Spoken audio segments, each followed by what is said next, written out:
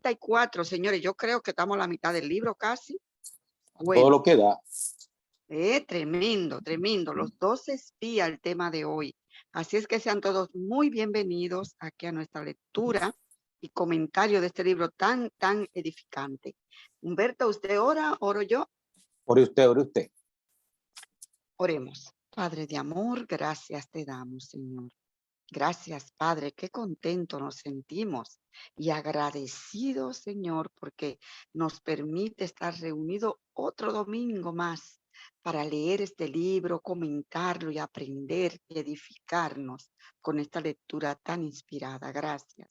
Que el Espíritu Santo dirija nuestras palabras en esta tarde. Te lo pedimos en el nombre de Jesús. Amén. Amén. Bien, yo voy a comenzar con un comentario antes. Me llama la atención cómo Satanás puede apoderarse de la conciencia, de las emociones, del accionar de la multitud. La semana pasada, cuando leímos acerca de cómo es, de el Sinaí hasta Cádiz, vimos cómo la gente se rebeló contra Moisés. A mí, cuando leí eso la primera vez, que no fue en público, sino lo leí para mí, a mí me impresionó cómo la gente se atrevió a enfrentar a Dios directamente, a desacreditar lo que Dios y a denigrar lo que Dios había hecho por ellos. Y no solamente eso, sino a idealizar lo que era la vida en Egipto. Ellos no se acordaron de los latigazos que le daban los capataces, no se acordaron de las miserias del trabajo forzado, no se acordaron de nada de eso. Ellos solamente se acordaron, idealizaron los puerros, las cebollas, los pescados. Eso fue lo que ellos idealizaron. Pero la pregunta mía es, ¿cómo la gente se pone en una posición en la cual Satanás pueda poseerlos? Porque tanto desde Egipto hasta de Sinaí hasta Cádiz, como en lo que vamos a leer hoy, sucedió lo mismo. Sucedió lo mismo. La gente se dejó poseer por el enemigo. Y usted tiene que ponerse en esa condición. Usted tiene que separarse completamente de Dios y dejar que sus emociones, sus aspiraciones, sus ambiciones limiten el paso del Espíritu Santo. Y así Satanás lo ocupa completamente, como lo que vamos a leer ahora, y sus resultados son terribles, pero esas cosas manifiestan realmente quiénes somos y qué queremos. 11 días después de abandonar Oreb, la hueste hebrea acampó en Cádiz, en el desierto de Parán, cerca de las fronteras de la tierra prometida. Allí propuso el pueblo que se enviasen espías a reconocer el país. Moisés presentó el asunto al Señor y el permiso le fue concedido con la indicación de elegir para este fin a uno de los jefes de cada tribu. Los hombres fueron elegidos según lo ordenado y Moisés les mandó que fuesen y viesen el país, cómo era y cuáles eran su situación y ventajas naturales, qué pueblos moraban allí, si eran fuertes o débiles, muchos o pocos, y asimismo que observasen la clase de tierra y su productividad y que trajesen frutos de ella. Fueron pues, y entrando por la frontera meridional, procedieron hacia el extremo septentrional y reconocieron toda la tierra. Regresaron después de una ausencia de 40 días. El pueblo abrigaba grandes esperanzas y aguardaba en anhelosa expectación. Las noticias del regreso de los espías cundieron de una tribu a otra y fueron recibidos con exclamaciones de regocijo. El pueblo salió apresuradamente al encuentro de los mensajeros que habían regresado sanos y salvos a pesar de los peligros de su arriesgada empresa. Los espías habían traído muestras de frutos que revelaban la fertilidad de la tierra. Era la estación de las uvas y traían un racimo tan grande que lo habían de transportar entre dos. También habían traído muestras de los higos y las granadas que se cosechaban allí en abundancia. El pueblo se llenó de alborozo ante la perspectiva de entrar en posesión de una tierra tan buena y escuchó atentamente los informes presentados a Moisés para que no se le escapara una sola palabra. Dijeron ellos: nosotros llegamos a la tierra a la cual nos enviaste. Principaron a decir los espías, la que ciertamente fluye leche y miel, y este es el fruto de ella. Números capítulo 13, versículos 17 al 33. El pueblo se llenó de entusiasmo, ansiaba conocer la voz del Señor e ir inmediatamente a tomar posesión de la tierra. Pero después de describir la hermosura y la fertilidad de la tierra, todos los espías, menos 2 de ellos, explicaron ampliamente las dificultades y los peligros que arrostraría Israel si emprendía la conquista de Canaán. Enumeraron las naciones poderosas que había en las distintas partes del país y dijeron que las ciudades eran muy grandes y amuralladas, que el pueblo que vivía allí era fuerte y que sería imposible vencerlo. También manifestaron que habían visto gigantes, los hijos de Anac, en aquella región, y que era inútil pensar en apoderarse de la tierra. Entonces cambió la escena. Mientras los espías expresaban los sentimientos de sus corazones incrédulos y llenos de un desaliento causado por Satanás, la esperanza y el ánimo se fueron trocando en cobarde desesperación. La incredulidad arrojó una sombra lóbrega sobre el pueblo y éste se olvidó de la omnipotencia de Dios, tan a menudo manifestada en favor de la nación escogida. El pueblo no se detuvo a reflexionar ni razonó que aquel que lo había llevado hasta allí le daría ciertamente la tierra. No recordó cuán milagrosamente Dios lo había librado de sus opresores, abriéndole paso a través de la mar y destruyendo las huestes del faraón que lo perseguían. Hizo caso omiso de Dios y obró como si debiera depender únicamente del poder de las armas. En su incredulidad, los israelitas limitaron el poder de Dios y desconfiaron de la mano que hasta entonces los había dirigido felizmente. Volvieron a cometer el error de murmurar contra Moisés y Aarón. Este es pues el fin de todas nuestras esperanzas, dijeron. Esta es la tierra para cuya posesión hicimos el largo viaje desde Egipto. Acusaron a sus jefes de engañar al pueblo y de traer tribulación sobre Israel. El pueblo estaba desilusionado y desesperado. Se elevó un llanto de angustia que se entremezcló con el confuso murmullo de las voces. Caleb comprendió la situación y, lleno de audacia para defender la palabra de Dios, hizo cuanto pudo para contrarrestar la influencia maléfica de sus infieles compañeros. Cayó el pueblo un momento para escuchar sus palabras de aliento y esperanza con respecto a la buena tierra. No contradijo lo que ya se había dicho. Las murallas eran altas y los cananeos eran fuertes, pero Dios había prometido la tierra a Israel. Subamos luego y poseámosla, insistió Caleb, que más podremos nosotros que ellos. Pero los 10, interrumpiéndole, pintaron los obstáculos con colores aún más sombríos que antes. No podremos subir contra aquel pueblo, dijeron, porque es más fuerte que nosotros. Todo el pueblo que vimos en medio de ella son hombres de gran estatura.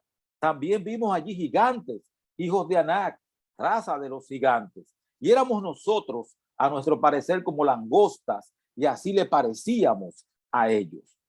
Estos hombres, habiéndose iniciado en una conducta errónea, se opusieron tercamente a Caleb y Josué, así como a Moisés y a Dios mismo. Cada paso que daban hacia adelante los volvía más obstinados.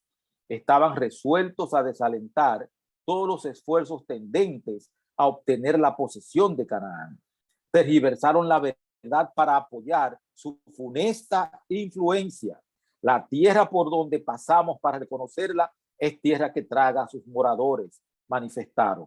No solo era este un mal informe, sino que era una mentira y una inconsecuencia.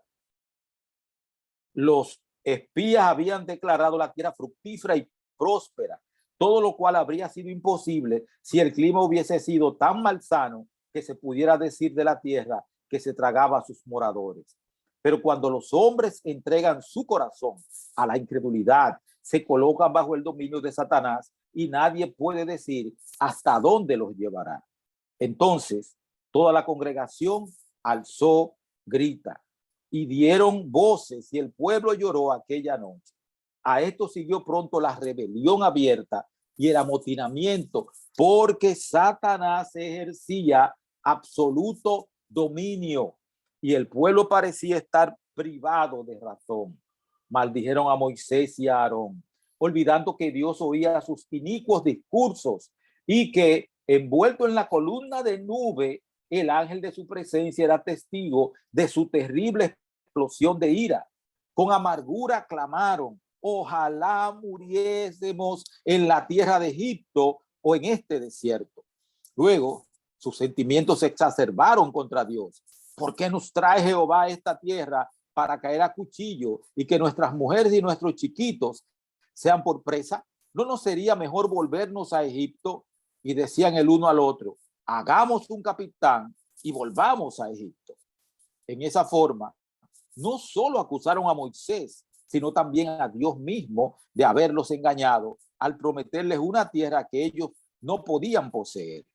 Y llegaron hasta el punto de nombrar un capitán que los llevara de vuelta a la tierra de su sufrimiento y esclavitud, de la cual habían sido libertados por el brazo poderoso del Omnipotente.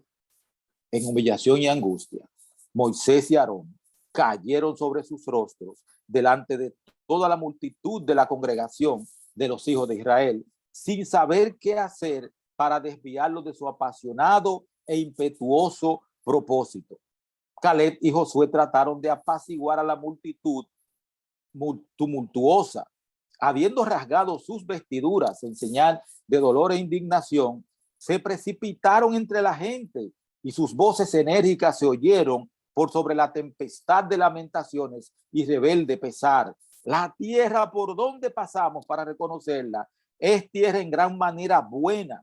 Si Jehová se agradare de nosotros, él nos meterá en esta tierra y nos la entregará, tierra que fluye leche y miel. Por tanto, no seáis rebeldes contra Jehová, ni temáis al pueblo de aquella tierra, porque nuestro pan son. Su amparo se ha apartado de ellos y con nosotros está Jehová. No les tengan miedo. Los cananeos habían colmado la medida de su iniquidad y el Señor ya no podía tolerarlos. Ahora que les había retirado su protección, iban a resultar una presa fácil. El pacto de Dios había prometido la tierra a Israel, pero el falso informe de los espías infieles fue aceptado y todo el pueblo fue engañado por él. Los traidores habían realizado su obra. Aun cuando solo 2 hombres hubiesen dado malas noticias y los otros 10 lo hubiesen animado a poseer la tierra en el nombre del Señor, el pueblo, por su perversa incredulidad, habría seguido el consejo de los 2 en preferencia al de los 10. Pero eran solo 2 los que abogaban por lo justo, mientras que 10 estaban de parte de la rebelión. A grandes voces, los espías infieles denunciaban a Caleb y a Josué y se elevó un clamor para pedir que se los apedreara. Haciendo el populacho enloquecido piedras para matar a aquellos hombres fieles, se precipitó hacia adelante gritando frenéticamente, cuando de repente las piedras se le cayeron de las manos y temblando de miedo enmudeció. Dios había intervenido para impedir su propósito homicida. La gloria de su presencia, como una luz fulgurante, iluminó el tabernáculo. Todo el pueblo presenció la manifestación del Señor. Uno más poderoso que ellos se había revelado y ninguno osó continuar la resistencia.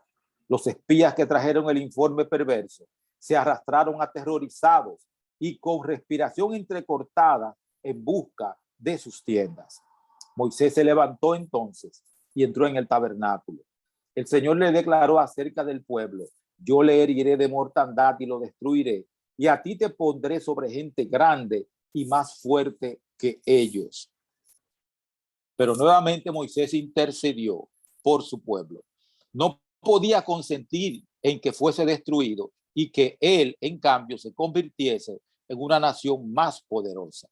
Apelando a la misericordia de Dios, dijo: ahora pues, yo te ruego que sea magnificada la fortaleza del Señor, como lo hablaste, diciendo: Jehová, tardo de ira y grande en misericordia, que perdona la iniquidad y la rebelión. Perdona ahora la iniquidad de este pueblo, según la grandeza de tu misericordia, y como has perdonado a este pueblo desde Egipto hasta aquí. El Señor prometió no destruir inmediatamente a los israelitas, pero a causa de la incredulidad y cobardía de ellos, no podía manifestar su poder para subyugar a sus enemigos. Por consiguiente, en su misericordia, les ordenó que como única conducta segura regresaran al Mar Rojo. En su rebelión, el pueblo había exclamado: ojalá muriéramos en el desierto. Ahora se les había de conceder lo pedido. El Señor declaró: vivo yo, que según habéis hablado a mis oídos, así haré yo con vosotros. En este desierto caerán vuestros cuerpos, todos vuestros contados según toda vuestra cuenta de 20 años arriba, los cuales habéis murmurado contra mí, vosotros a la verdad no entraréis en la tierra. Mas vuestros chiquitos, de los cuales dijisteis que serían por presa, yo los introduciré, y ellos conocerán la tierra que vosotros despreciasteis. Y con respecto a Caleb, dijo: empero, mi siervo Caleb, por cuanto hubo en él otro espíritu, y cumplió de ir en pos de mí, yo le meteré en la tierra donde entró, y su simiente la recibirá en heredad. Así como los espías habían estado 40 días de viaje, las huestes de Israel iban a peregrinar en el desierto durante 40 años. Cuando Moisés comunicó la decisión divina al pueblo, la ira de este se trocó en luto. Todos sabían que el castigo era justo. Los 10 espías infieles, heridos divinamente por la plaga, perecieron a la vista de todo Israel. Y en la suerte de ellos, el pueblo leyó su propia condenación. Los israelitas, un segundito. Gracias. Los israelitas parecieron arrepentirse entonces sinceramente de su conducta pecaminosa, pero se entristecían por el resultado de su mal camino y no porque reconocieran su ingratitud y desobediencia. Cuando vieron que el Señor era inflexible en su decreto, volvió a despertarse su terca voluntad y declararon que no volverían al desierto. Al ordenarles que se retiraran de la tierra de sus enemigos, Dios probó la sumisión aparente de ellos y vio que no era verdadera. Sabían que habían pecado gravemente al permitir que los dominaran sentimientos temerarios y al querer dar muerte a los espías que les habían incitado a obedecer a Dios. Pero solo sintieron temor al darse cuenta de que habían cometido un error fatal, cuyas consecuencias iban a resultarles desastrosas. No habían cambiado en su corazón y solo necesitaban una excusa para rebelarse otra vez. Esta excusa se la presentó cuando Moisés les ordenó por autoridad divina que regresaran al desierto. El decreto de que Israel no entraría en la tierra de Canaán por 40 años fue una amarga desilusión para Moisés. Para Moisés, Aarón, Caleb y Josué, pero aceptaron sin murmurar la decisión divina. Por el contrario, los que habían estado quejándose de cómo Dios los trataba y declararon que querían volver a Egipto, lloraron y se lamentaron grandemente cuando les fueron quitadas las bendiciones que habían menospreciado. Se habían quejado por nada y ahora Dios les daba verdaderos motivos para llorar. si se hubieran lamentado por su pecado cuando les fue presentado fielmente, no se habría pronunciado esta sentencia. Pero se afligían por el castigo. Su dolor no era arrepentimiento y por lo tanto no podían obtener la revocación de su sentencia. Pasaron toda la noche lamentándose, pero por la mañana renació en ellos la esperanza. Resolvieron redimir su cobardía. Cuando Dios les había mandado que siguieran hacia adelante y tomaran posesión de la tierra, habían rehusado hacerlo. Ahora, cuando Dios les ordenaba que se retiraran, se negaron igualmente a obedecer sus órdenes. Decidieron apoderarse de la tierra. Pudiera ser que Dios aceptara su obra y cambiara su propósito hacia ellos. Dios les había dado el privilegio y el deber de entrar en la tierra en el tiempo que les señalara. Pero debido a su negligencia voluntaria, se les había retirado ese permiso. Satanás había logrado su objetivo de impedirles la entrada a Canaán y ahora los incitaba a que, contrariando la prohibición divina, hicieran precisamente aquello que habían rehusado hacer cuando Dios se lo había mandado. En esta forma, el gran engañador logró la victoria al incitarlos por segunda vez a la rebelión. Habían desconfiado de que el poder de Dios acompañara sus esfuerzos por obtener la posesión de Canaán, pero ahora confiaron excesivamente en sus propias fuerzas y quisieron realizar la obra sin la ayuda divina. Pecado hemos contra Jehová, gritaron. Nosotros subiremos y pelearemos conforme a todo lo que Jehová nuestro Dios nos ha mandado. Deuteronomio 1:41. Cuán terriblemente enceguecidos los había dejado su transgresión.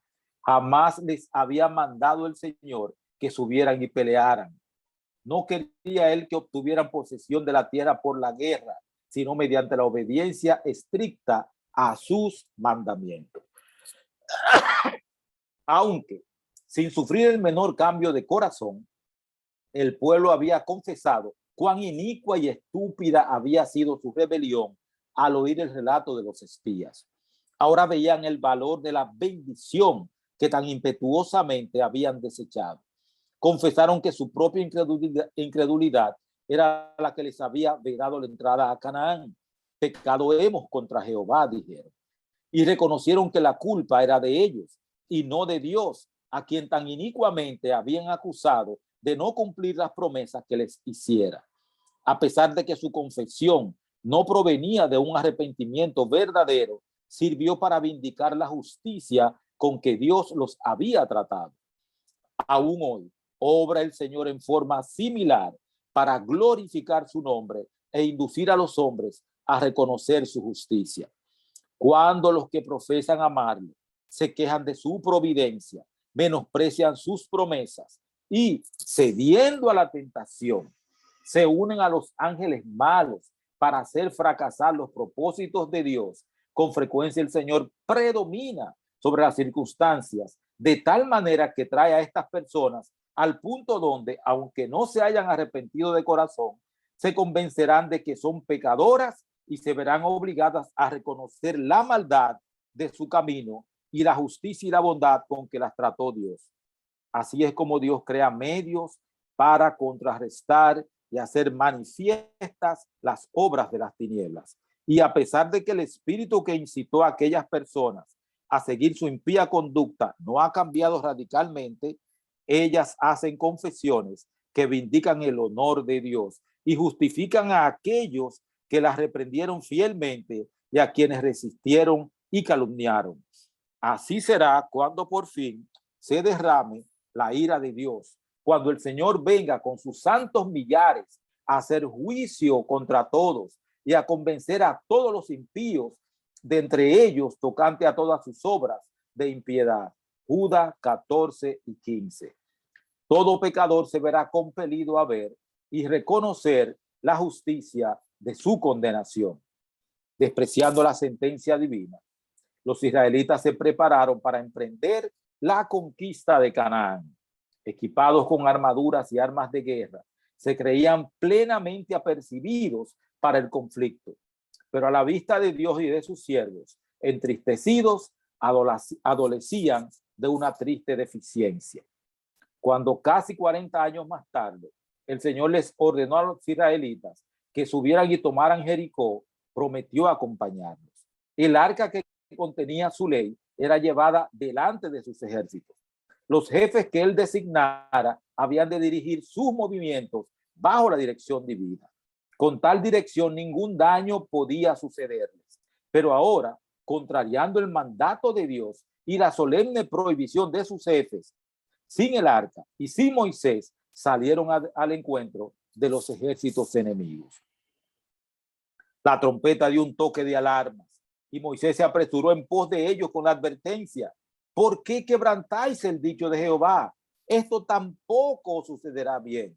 No subáis, porque Jehová no está en medio de vosotros. No seáis heridos delante de vuestros enemigos, porque la Amalecita y el cananeo están allí delante de vosotros y caeréis a cuchillo. Los cananeos habían oído hablar del poder misterioso que parecía guardar a este pueblo y de las maravillas obradas en su favor, y reunieron un ejército poderoso para rechazar a los invasores. El ejército atacante no tenía jefe. Ninguna oración se elevó para pedir a Dios que le diese la victoria.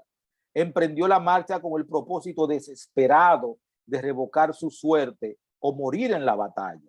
Aunque no tenía preparación guerrera alguna, constituyeron una multitud inmensa de hombres armados que esperaban aplastar a toda oposición mediante un feroz y repentino asalto.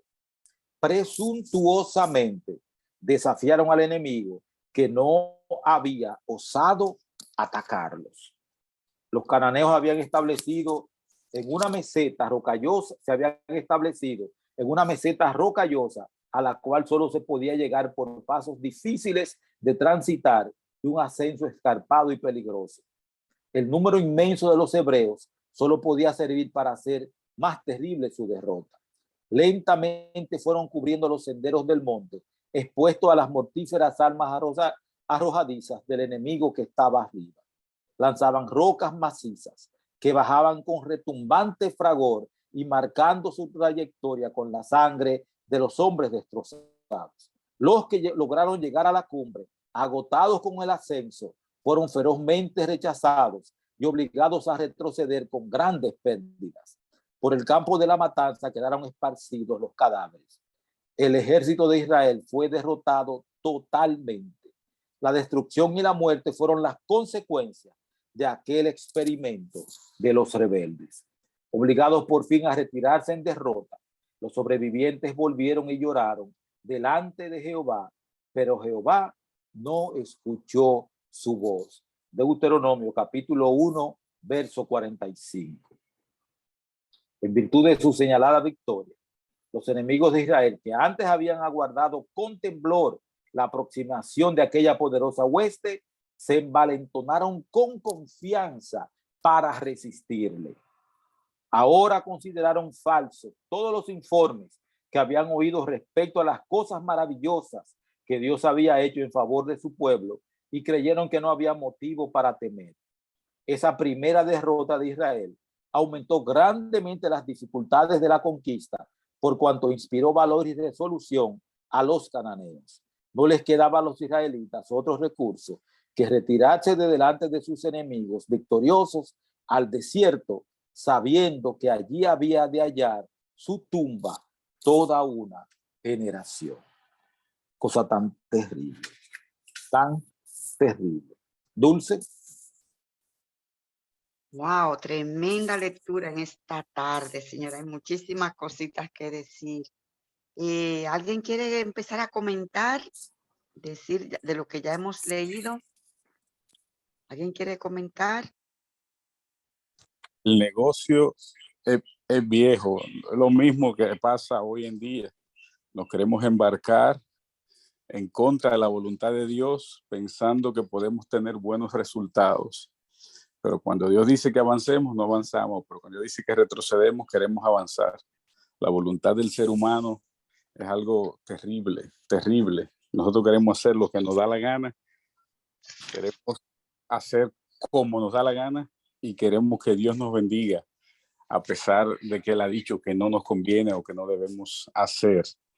Y al final de este capítulo, aquí vemos una vez más el daño que le hacemos a la obra de Dios cuando somos avergonzados por nuestra actitud negligente, porque los incrédulos creen que Dios no es poderoso y que Dios no tiene poder para defendernos o hacer lo que ha prometido.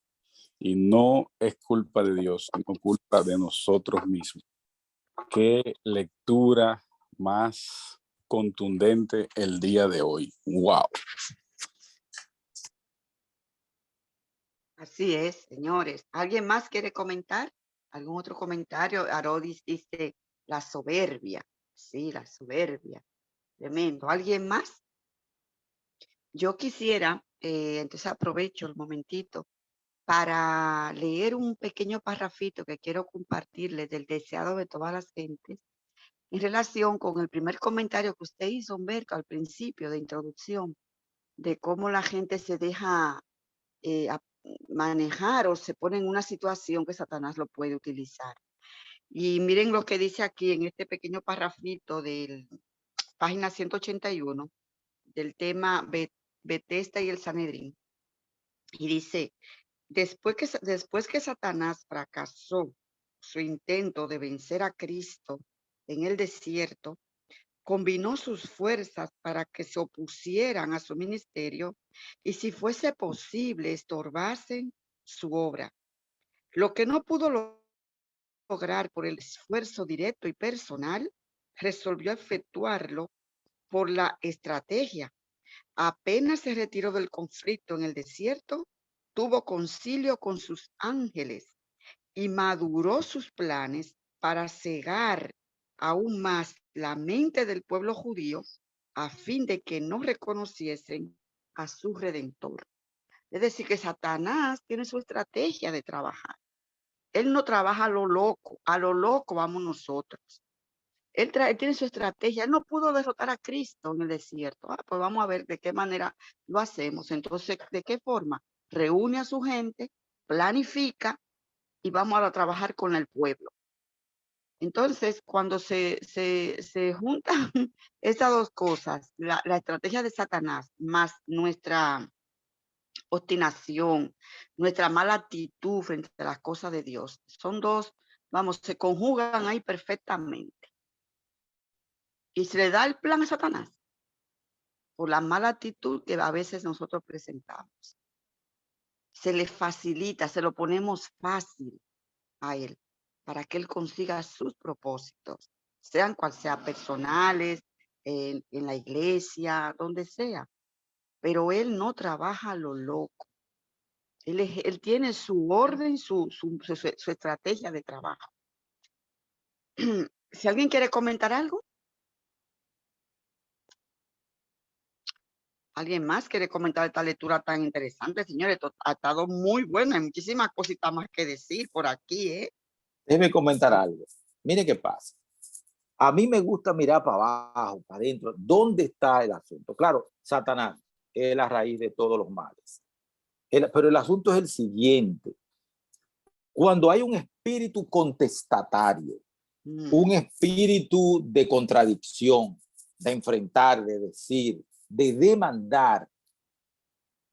¿Cómo fue que dijo Arolis ahorita? ¿Cuál fue la palabra? Soberbia. La soberbia. Cuando hay un espíritu soberbio de que yo merezco, que a mí hay que darme, que a mí hay que trabajarme, que yo quiero, que yo tengo derecho. Entonces la gente se atreve a enfrentar inclusive a Dios, que es el mismo espíritu que Satanás puso en la tercera parte de los ángeles en el cielo. Todo el mundo comenzó a exigir, donde el que lo da todo estaba dispuesto y estaba dando todo. Ellos se atrevieron a exigir más. La nación israelita que salió de Egipto, salió empoderada, creyendo que merecían todo y no entendiendo que todo lo que Dios estaba haciendo, lo estaba haciendo por misericordia y por un compromiso que había hecho con Abraham, con Isaac y con Jacob. pero era un compromiso de misericordia. Dios no tenía una obligación así, había hecho pacto, claro que sí, pero los pactos los hizo porque él quiso bendecir y beneficiar a Abraham, a Isaac y a Jacob, y a través de ellos bendecir a toda la humanidad. Pero ellos se sentían que podían exigir y demandar. Unos esclavos que no tenían derecho ni siquiera a la vida en Egipto, ahora de repente sentían que tenían derecho a todo y que había que llevarlos cargados. Por eso se rebelaron constantemente. Y se puede ser incrédulo aún en el cielo, porque los demonios creen y tiemblan. Y ellos creyeron y temblaron delante del trono de Dios, y en el trono de Dios se rebelaron. Porque es así que funciona. Y los israelitas se rebelaron en la presencia del Dios vivo. Y no una vez, varias veces se rebelaron contra Dios. Probaron a Dios. Entonces nosotros tenemos que analizar, tenemos que revisar bien qué espíritu tenemos en nosotros. Tenemos que revisar. Somos de los que estamos constantemente quejándonos y elevando protestas y cosas así, o somos de los que cada día vamos delante de Dios preguntándole, ¿cuál es tu voluntad? Señor, ¿qué tú quieres que yo haga? Así que tengamos mucho cuidado con eso, porque muchos somos como esos israelitas, a quienes los 10 espías soliviantaron para que se rebelaran contra Dios. En la página, Tremendo. en la página 409, en el antepenúltimo párrafo, dice: pero cuando los hombres se entregan su corazón a la incredulidad, se colocan bajo el dominio de Satanás, y nadie puede decidir hasta dónde los llevará. Cuando nosotros, los seres humanos, nos ponemos en manos de Satanás, eso es una situación incierta, eso no se sabe dónde va a terminar.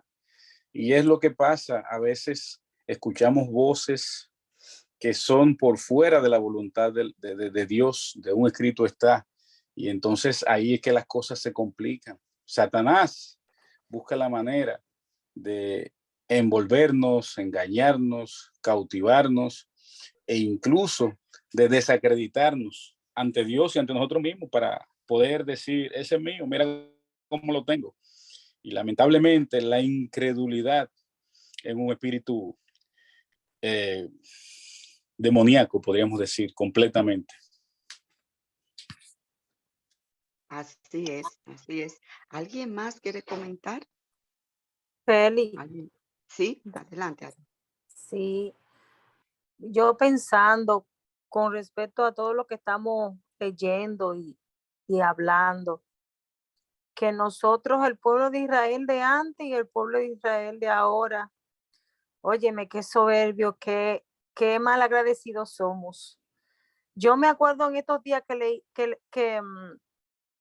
que estaba leyendo algo parecido a lo que estamos leyendo ahora, que decía que el pueblo de Israel estaba en buen dominicano, como se habla, hasta que rociaba el maná que el Señor le mandaba, que no tenían ni siquiera que molestarse ni preocuparse por lo que iban a comer, por lo que iban a vestir.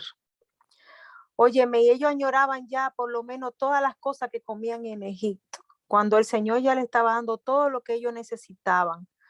Nosotros los seres humanos a veces no queremos y exigimos no lo que necesitamos, sino lo que nosotros creemos. Por eso fue que menté ahorita la palabra soberbia. Al mundo de hoy, el Israel de hoy, como está este mundo, por lo menos nosotros los cristianos, yo en mi persona, me pongo a pensar y le pido mucho perdón al Señor, porque a veces en el afán uno solamente se afana por lo que uno cree que necesita, por lo que uno cree que uno tiene que tener, cuando el Señor es el dueño de todo, el dador de todo, el que quita, el que pone y el que dispone. Y si Él dispone que nosotros tengamos una vida como la que tenemos, nosotros no somos quién, somos soberbios. No somos quien para estar opinando o reclamándole al Señor lo que Él está haciendo. El pueblo de Israel y el pueblo de hoy en día, como está diciendo Rodolfo, es lo mismo, señores. Nosotros que tenemos la palabra, que podemos leerla, que podemos tener el privilegio todavía de estudiar, de aprender, y como quiera, desde que pasa algo, de que pasa una cosita pequeña, ya no estamos afanando, ya no estamos volviendo locos. ¿Dónde estás tú, Señor? Y esto y que aquello. Y eso a veces me entristece mi persona, porque yo digo, Dios mío, ayúdame a tener un poco, aunque sea un granito de fe, porque honestamente es feo, es malo uno pensar que uno conoce la palabra del Señor y actuamos igual que cualquiera del mundo.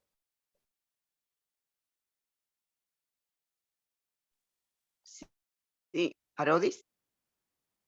Hola. Ajá. Ya terminaste.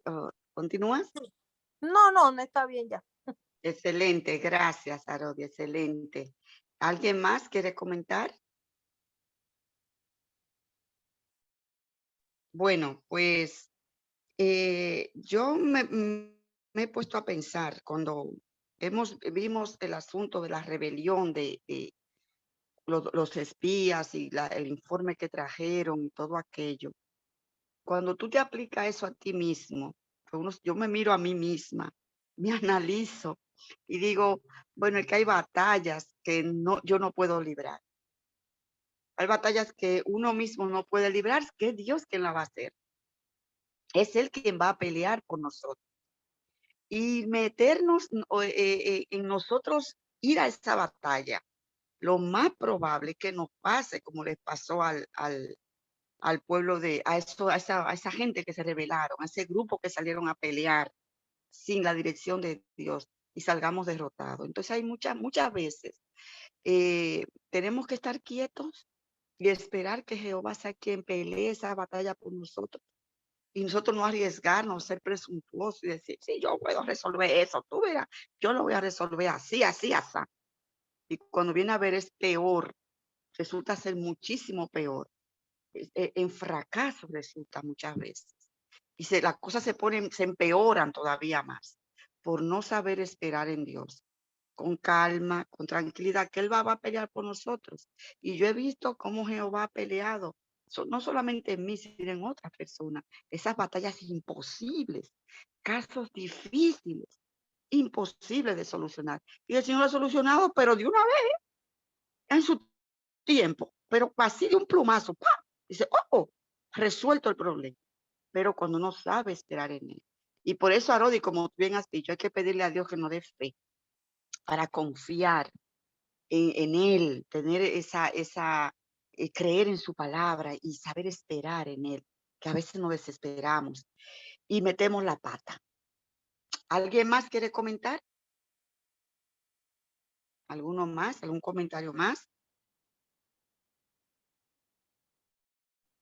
Bueno, nadie más quiere comentar acerca de esta lectura tan interesante. Si no hay más, pues muchas gracias. Si no hay más, pues muchas gracias. Entonces va, señores, que aprovechar. Pero claro, me voy. Por ahí tiene que tener un verbo caliente ya para comer a esta hora. Puede contar con eso. Ya le tenemos el truquito, porque es que se va huyendo. Me tienen el tiempo medido. Hombre, claro que sí. Vamos a orar. Señor y Dios, en verdad necesitamos ser humildes. Ser humildes para aceptar tu voluntad y tener fe para no ser incrédulos. Para poder discernir cuando tú nos dices, avancen. O saber cuando tú nos dices, quédense quietos. Como dice el Salmo 143, versículo 8. Muéstranos el camino por donde debemos de andar, porque en ti hemos confiado. Así que, Señor, condúcenos, dirígenos y bendice este grupo que te busca constantemente. En el nombre y por los méritos de Jesucristo, tu Hijo. Amén. Amén, amén. Gloria Buenas a Dios.